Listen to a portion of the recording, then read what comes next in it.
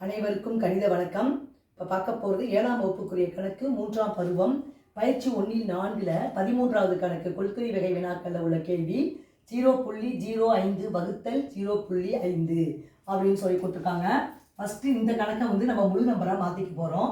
0.05 அப்படின்னா 10ல் 1 100ல் 1 அது முழுசாக மாற்றும் பொழுது 5/100 டிவைடட் பை 0.5 10ல் 1ல் இருக்குது.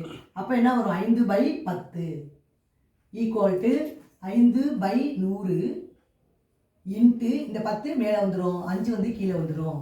இப்போ பார்த்தீங்கன்னா இந்த 5 சுருக்கிடலாம். அந்த ஒரு பூஜ்ஜியத்துக்கு ஒரு பூஜ்ஜியத்தை அடிச்சிட்டேன்.